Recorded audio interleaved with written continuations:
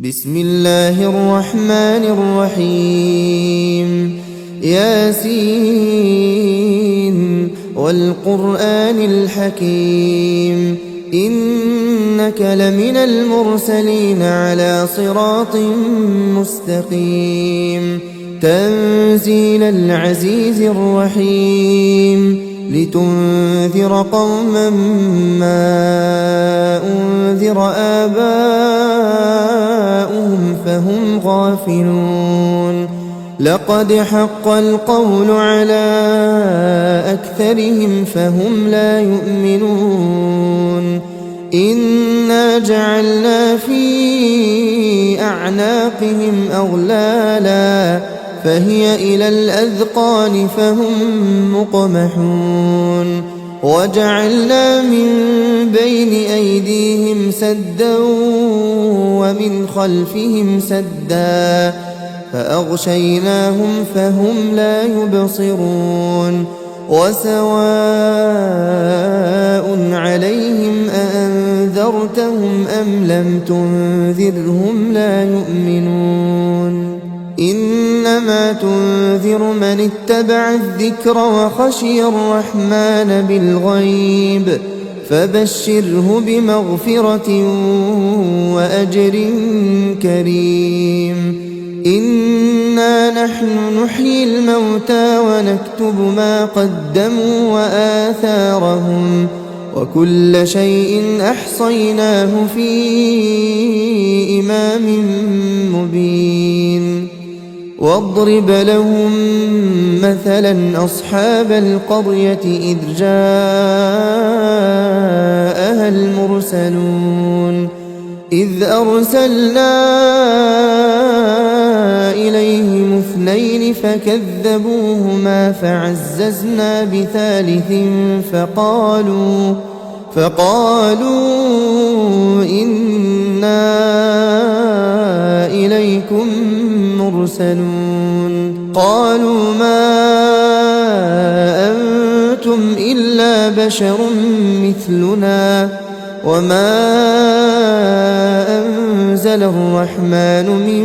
شيء إن أنتم إلا تكذبون قالوا ربنا يعلم إنا إليكم لمرسلون وما علينا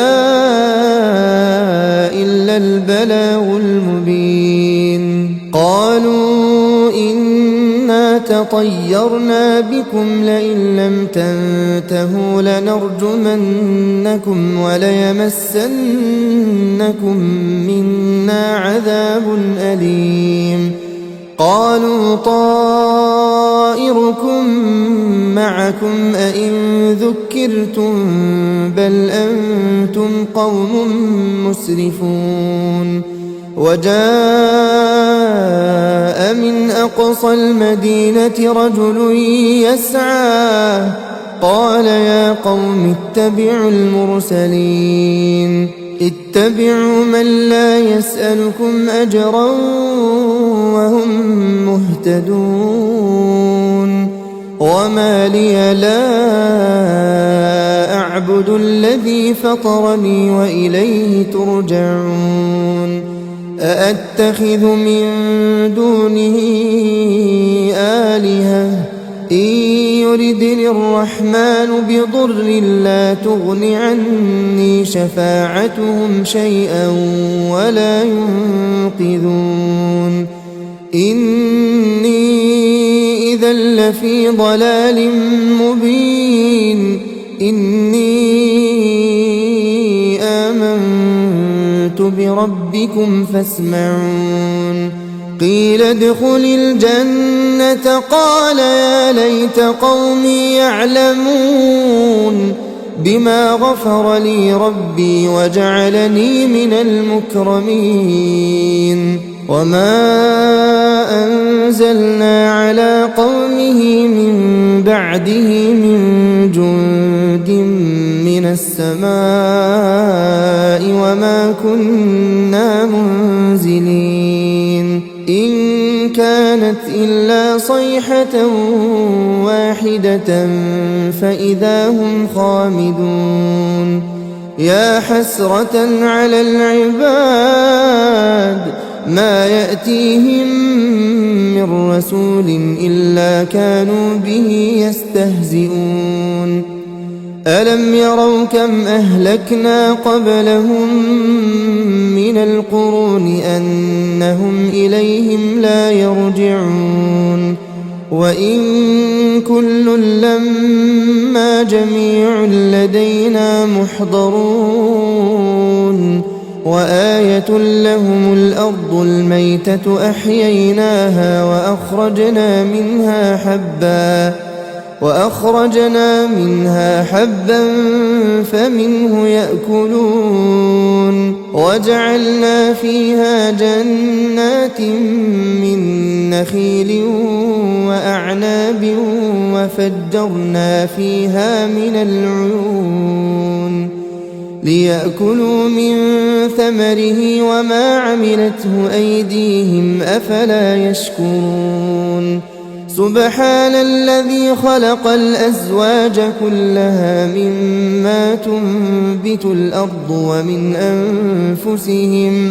ومن أنفسهم ومما لا يعلمون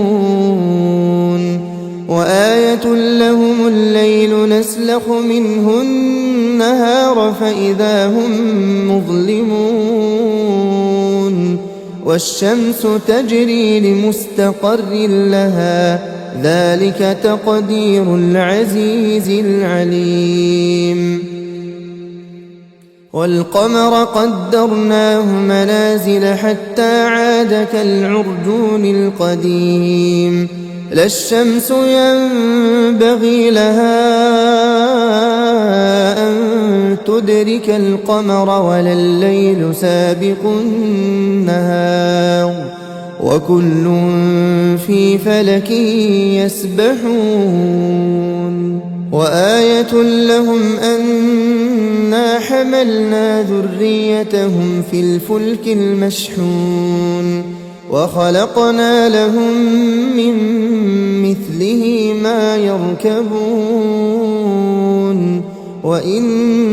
نشأ نغرقهم فلا صريخ لهم ولا هم ينقذون إلا رحمة منا ومتاعا إلى حين وإذا قيل لهم اتقوا ما بين أيديكم وما خلفكم لعلكم ترحمون وما تأتيهم من آية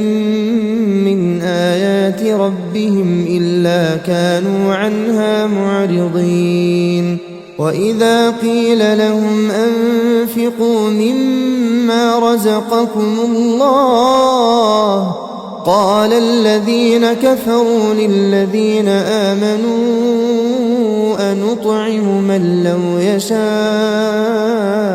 الله أطعمه إن أنتم إلا في ضلال مبين ويقولون متى هذا الوعد إن كنتم صادقين ما ينظرون إلا صيحة واحدة تأخذهم وهم يخصمون فلا يستطيعون توصية ولا إلى أهلهم يرجعون ونفخ في الصور فإذا هم من الأجداث إلى ربهم ينسلون قالوا يا ويلنا من بعثنا من مرقدنا هذا ما وعد الرحمن وصدق المرسلون إن كانت إلا صيحة واحدة فإذا هم جميع لدينا محضرون فاليوم لا تظلم نفس شيئا ولا تجزون إلا ما كنتم تعملون إن أصحاب الجنة الجنة اليوم في شغل فاكهون هم وأزواجهم في ظلال على الأرائك متكئون لهم فيها فاكهة ولهم ما يدعون سلام قولا من رب رحيم وامتازوا اليوم أيها المجرمون ألم أعهد إليكم يا بني آدم ألا تعبدوا الشيطان إنه لكم عدو مبين وأن اعبدوني هذا صراط مستقيم ولقد أضل منكم جبلا كثيرا أفلم تكونوا تعقلون هذه جهنم التي كنتم توعدون اصلوها اليوم بما كنتم تكفرون اليوم نختم على أفواههم وتكلمنا أيديهم وتشهد أرجلهم بما كانوا يكسبون ولو نشاء لطمسنا على أعينهم فاستبقوا الصراط فأنى يبصرون ولو نشاء لمسخناهم على مكانتهم فما استطاعوا مضيا ولا يرجعون ومن نعمره ننكسه في الخلق أفلا يعقلون وما علمناه الشعر وما ينبغي له إن هو إلا ذكر وقرآن مبين لينذر من كان حيا ويحق القول على الكافرين أولم يروا أنا خلقنا لهم مما عملت أيدينا أنعاما فهم لها مالكون وذللناها لهم فمنها ركوبهم ومنها يأكلون ولهم فيها منافع ومشارب أفلا يشكرون واتخذوا من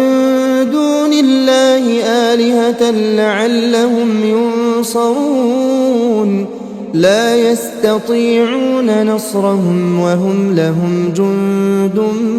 محضرون فلا يحزنك قولهم إنا نعلم ما يسرون وما يعلنون أولم ير الإنسان أنا خلقناه من نطفة فإذا هو خصيم مبين وضرب لنا مثلا ونسي خلقه قال من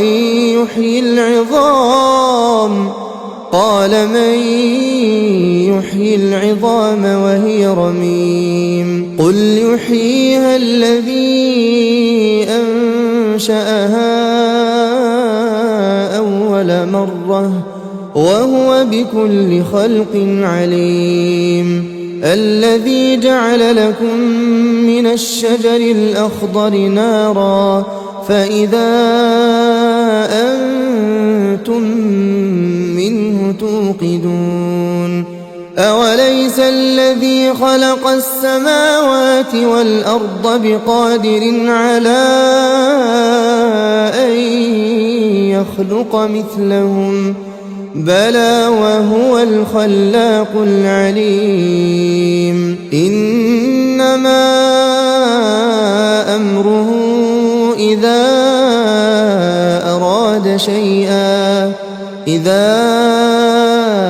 أراد شيئا أن يقول له كن فيكون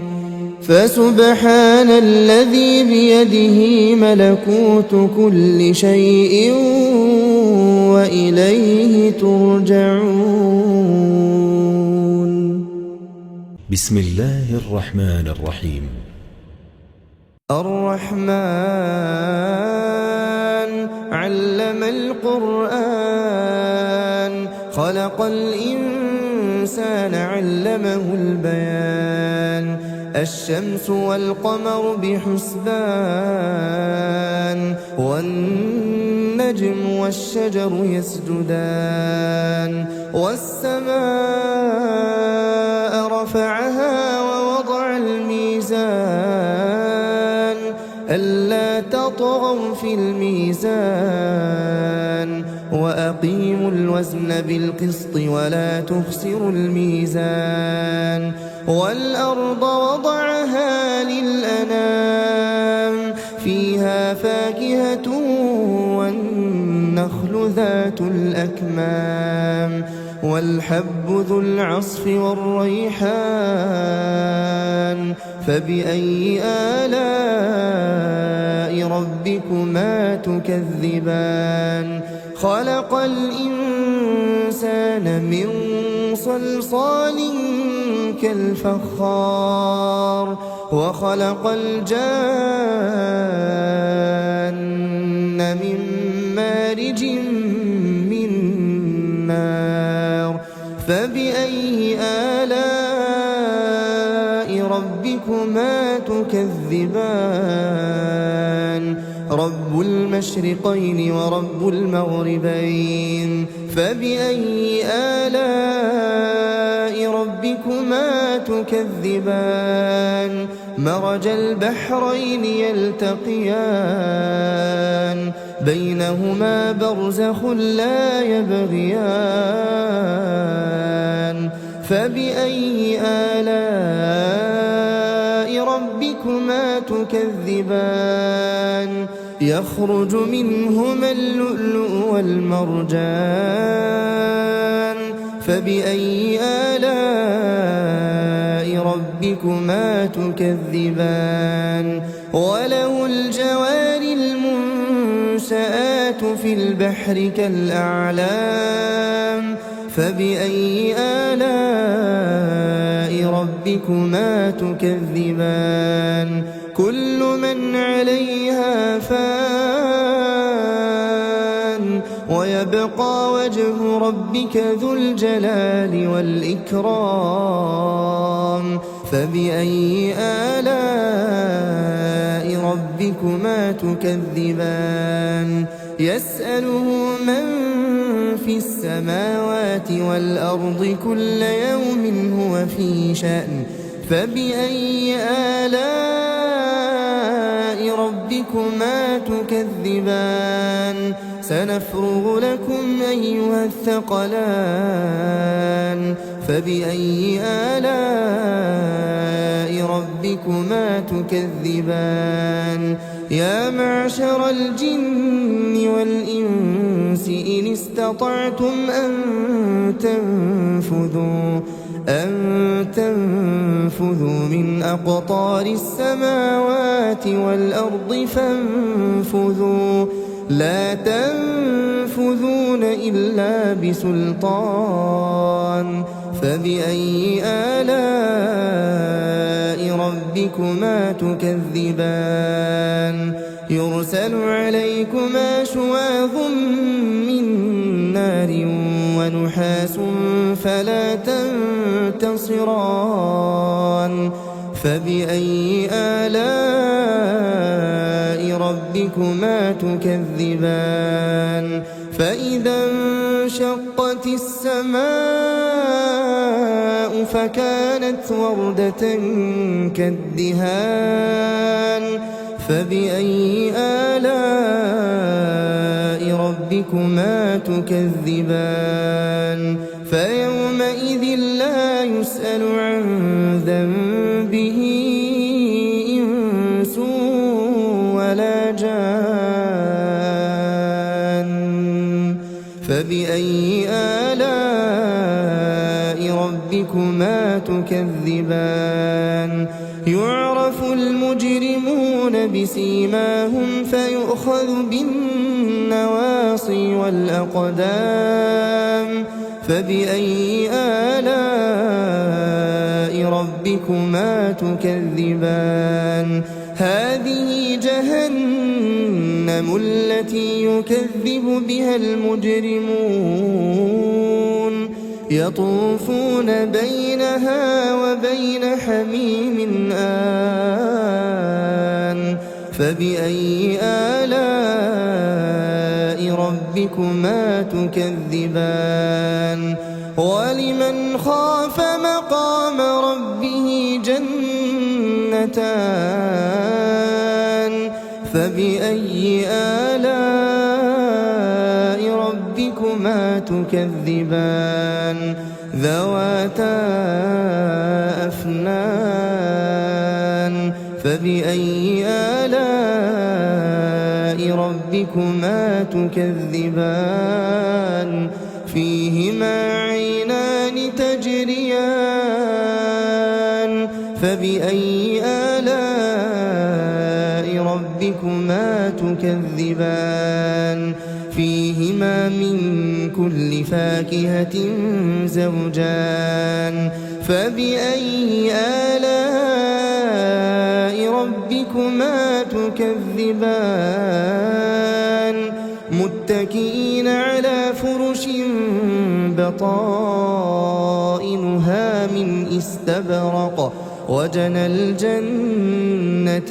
دان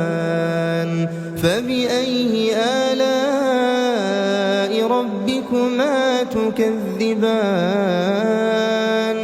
فيهن قاصرات الطرف لم يطمثهن إنس قبلهم ولا جان فبأي آلاء ربكما تكذبان كأنهن الياقوت والمرجان فبأي آلاء ربكما تكذبان هل جزاء الإحسان إلا الإحسان فبأي آلاء ربكما تكذبان ومن دونهما جنتان فبأي آلاء ربكما تكذبان مدهامتان فبأي آلاء ربكما تكذبان فيهما عينان نضاختان فبأي آلاء ربكما تكذبان فيهما فاكهة ونخل ورمان فبأي آلاء ربكما تكذبان فيهن خيرات حسان فبأي آلاء ربكما تكذبان حور مقصورات في الخيام فبأي آلاء ربكما تكذبان لم يطمثهن إنس قبلهم ولا جان فبأي آلاء ربكما تكذبان متكئين على رفرف خضر وعبقري حسان فبأي آلاء ربكما تكذبان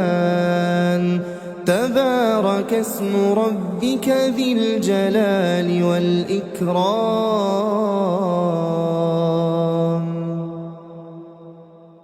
بسم الله الرحمن الرحيم إذا وقعت الواقعة ليس لوقعتها كاذبة خافضة رافعة إذا رجت الأرض رجا وبست الجبال بسا فكانت هباء منبثا وكنتم أزواجا ثلاثة فأصحاب الميمنة ما أصحاب الميمنة وأصحاب المشأمة ما أصحاب المشأمة والسابقون السابقون أولئك المقربون في جنات النعيم ثلة من الأولين وقليل من الآخرين على سرر موضونة متكئين عليها متقابلين يطوف عليهم ولدان مخلدون بأكواب وأباريق وكأس من معين لا يصدعون عنها ولا ينزفون وفاكهة مما يتخيرون ولحم طير مما يشتهون وحور عين كأمثال اللؤلؤ المكنون جزاء بما كانوا يعملون لا يسمعون فيها لغوا ولا تأثيما إلا قيلا سلاما سلاما وأصحاب اليمين ما أصحاب اليمين في سدر مخضود وطلح منضود وظل ممدود وماء مسكوب وفاكهة كثيرة لا مقطوعة ولا ممنوعة وفرش مرفوعة إنا أنشأناهن إنشاء فجعلناهن أبكارا عربا أترابا لأصحاب اليمين ثلة من الأولين وثلة من الآخرين وأصحاب الشمال ما أصحاب الشمال في سموم وحميم وظل من يحموم لا بارد ولا كريم إنهم كانوا قبل ذلك مترفين وكانوا يصرون على الحنث العظيم وكانوا يقولون أئذا متنا وكنا ترابا وعظاما أئنا لمبعوثون أو آباؤنا الأولون قل إن الأولين والآخرين قل إن الأولين والآخرين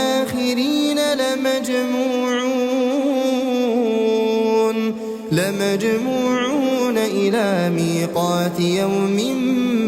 معلوم ثم إنكم أيها الضالون المكذبون لآكلون من شجر من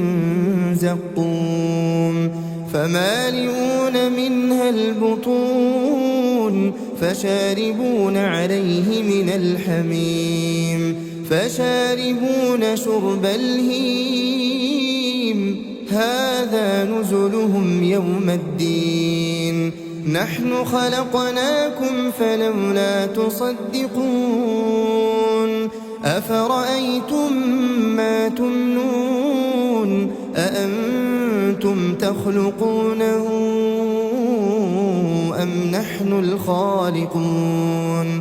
نحن قدرنا بينكم الموت وما نحن بمسبوقين على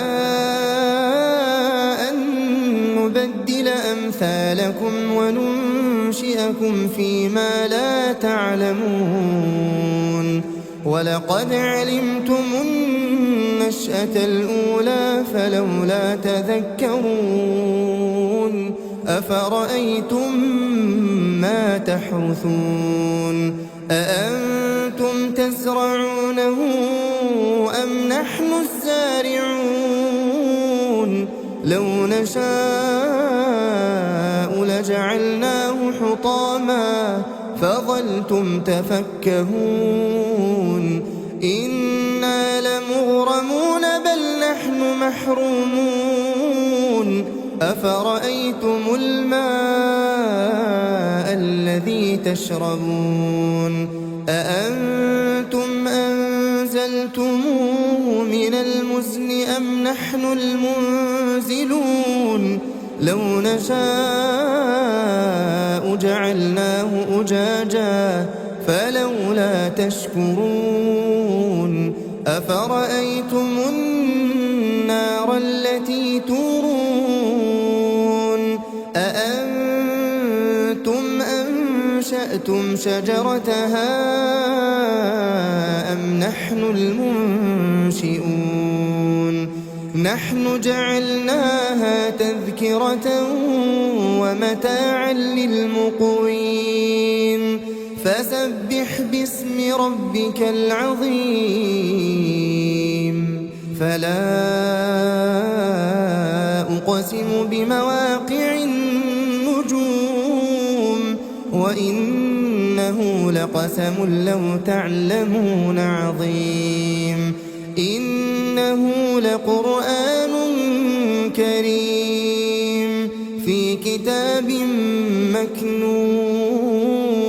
لا يمسه إلا المطهرون تنزيل من رب العالمين أفبهذا الحديث أنتم مدهنون وتجعلون رزقكم أنكم تكذبون فلولا إذا بلغت الحلقوم وأنتم حينئذ تنظرون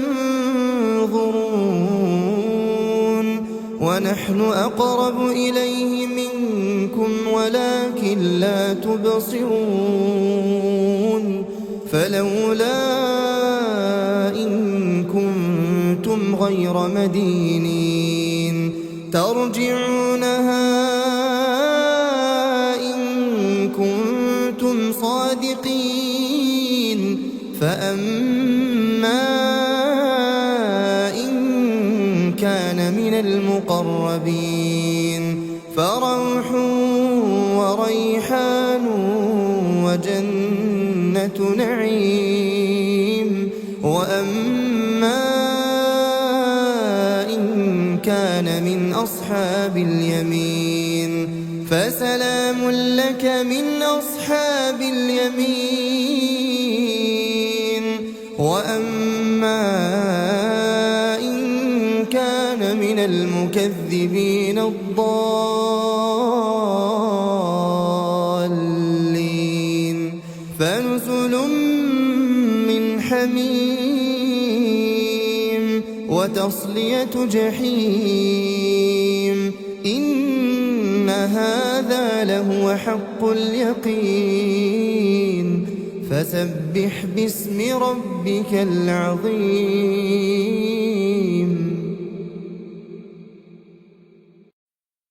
بسم الله الرحمن الرحيم. تبارك الذي بيده الملك وهو على كل شيء قدير، الذي خلق الموت والحياة ليبلوكم أيكم أحسن عملا وهو العزيز الغفور، الذي خلق 7 سماوات طباقا ما ترى في خلق الرحمن من تفاوت فارجع البصر هل ترى من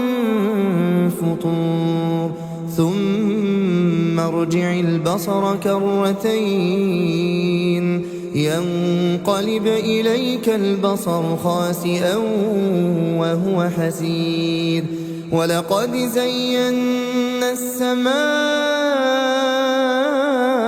الدنيا بمصابيح وجعلناها رجوما للشياطين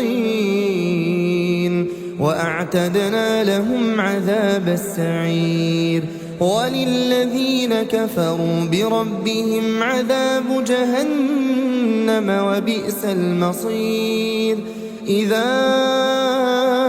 ألقوا فيها سمعوا لها شهيقا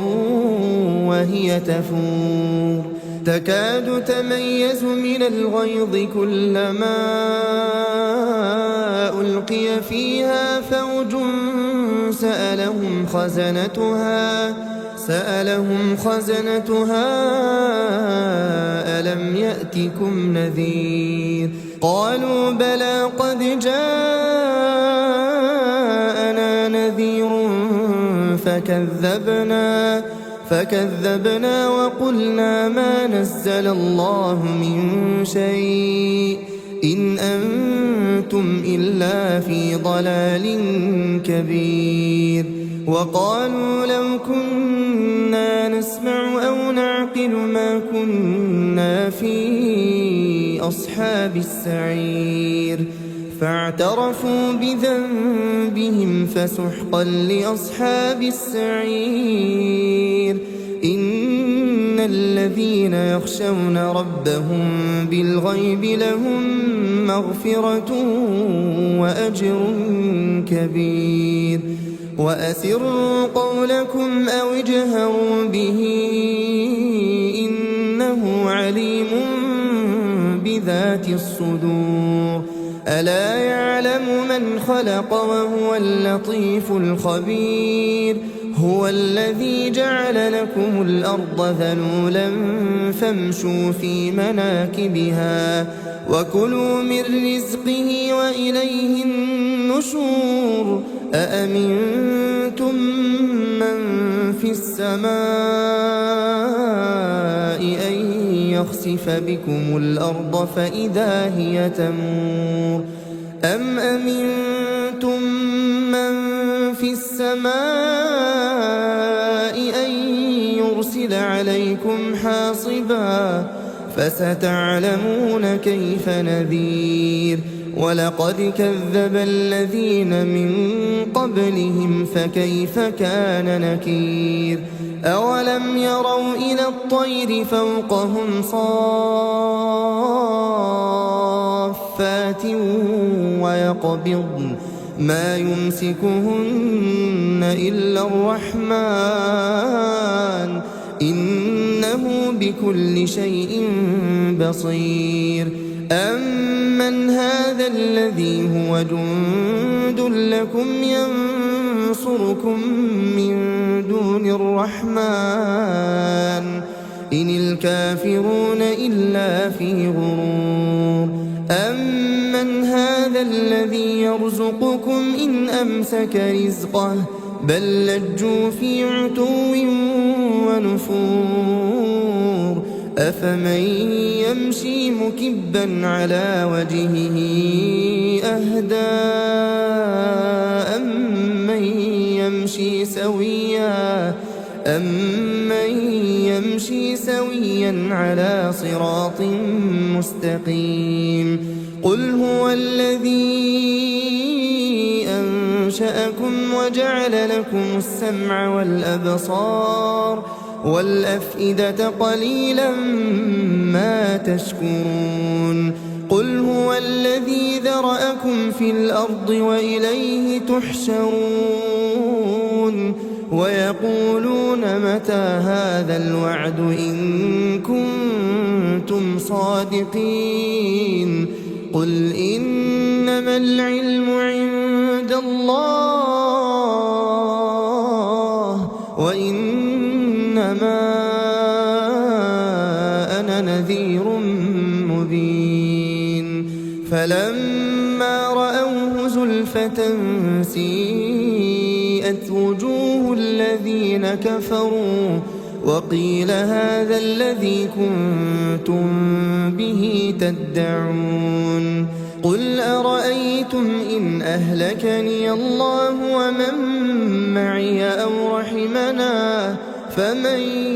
يجير الكافرين من عذاب أليم قل هو الرحمن آمنا به وعليه توكلنا فستعلمون من هو في ضلال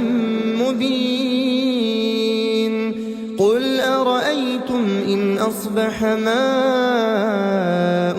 غورا فمن يأتيكم